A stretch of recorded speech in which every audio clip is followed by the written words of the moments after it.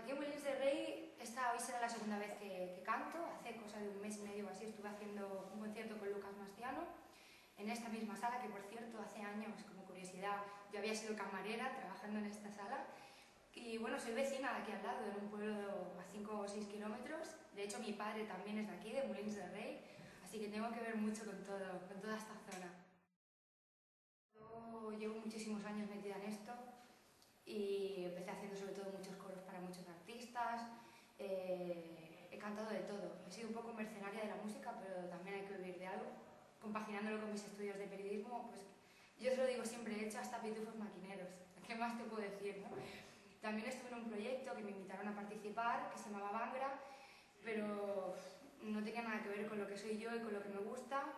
Y bueno, había firmado, defendí como pude ese proyecto y después, al cabo del segundo disco, decidí acabar con todo y empezar a hacer lo que realmente me inspiraba y me gustaba, que es lo que estoy haciendo ahora. Cogí mi guitarra y me puse a componer canciones autobiográficas. Pues para mí telonear a gente como Dani Martín, Susan Vega y por ejemplo Rebeca Jiménez, para mí es un orgullazo y además me va genial porque a nivel de promoción y de que te conozcan otros públicos siempre suma. O sea, a mí siempre que me ofrezcan telonear a alguien, sea quien sea, yo creo que casi siempre voy a decir que sí, porque tal y como está el panorama musical, cualquier forma o vía de darte a conocer y compartir escenarios con grandes artistas, eso es un lujazo. Pues sí, el cambio que he hecho en cuestión de pocos años, 4 o 5 años, está en el proyecto Bangra, en el que yo no me sentía realizada ni identificada, porque para empezar no tenía cabida, mis composiciones no las podía integrar y eso para mí es fundamental. Aparte era un estilo en el que yo tampoco me sentía muy cómoda, era un poco oriental, a mí el baile la verdad es que no es mi punto fuerte, lo defendí como pude y me lo pasé muy bien, todo cabe decirlo. Pero ahora empezar a hacer lo que realmente me pide mi inspiración, que es contar en forma de canción mis experiencias, yo creo que esto me llena más que cualquier otro proyecto, al margen de si gano un disco de platino, como gané por ejemplo con Bangra, o de si me dan un premio amigo. ¿De qué me sirve estar delante de un estadio lleno de gente si lo que estás haciendo tampoco te llena ni no crees en ello? Me siento mucho mejor y mucho más feliz ahora. A nivel de influencias, soy bastante variopinta porque me gusta un poco de todo.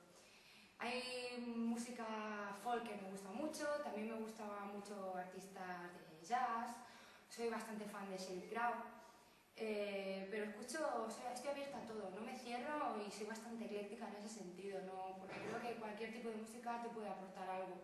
No me cierro a estilos y a géneros, decir, va, esto porque es pop muy comercial, no lo voy a escuchar.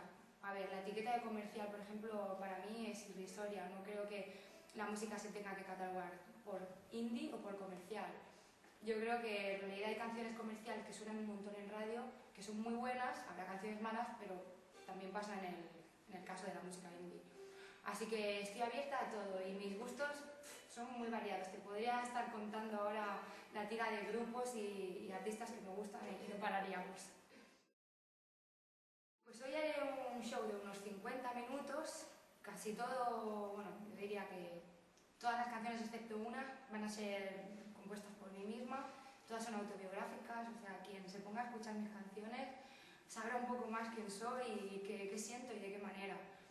Y algún tema, alguna versión que ahora no voy a desvelar todavía, básicamente porque no sé cuál. Es que yo soy un poco de improvisar sobre el escenario, más o menos tengo un tracklist preparado, pero en función muy bien al público y lo que me pide en ese momento y lo que quiere, pues meto un tema u otro. Ya veremos, a ver qué sale. Pues nada, el disco está ya a punto de salir. En enero, a mediados, si no me equivoco, aún no puedo confirmar la fecha exacta, va a salir. Va a ser un disco producido por Lucas Mastiano y por Marcelo Fragmovic. Todos los temas como van a ser míos, hay un tema dúo también con Lucas y estoy súper nerviosa porque se está retrasando un poco la salida, ya que hay muchos procesos intermedios en esto de sacar un disco que hacen que vaya lenta la cosa, pero en enero ya tenemos y se titulará Memoria de Elefante. Es por muchas cosas. Yo creo que la figura del elefante, por temas personales, me está marcando mucho últimamente. Todo lo que envuelve mi vida tiene algo que ver con los elefantes. elefantes de una manera u otra. Y también porque dicen que los elefantes tienen una memoria muy desarrollada, se acuerdan de cosas, detalles muy precisos. Y yo siempre digo que para las cosas banales del día a día y que no tienen importancia tengo memoria de pez, porque se me olvida.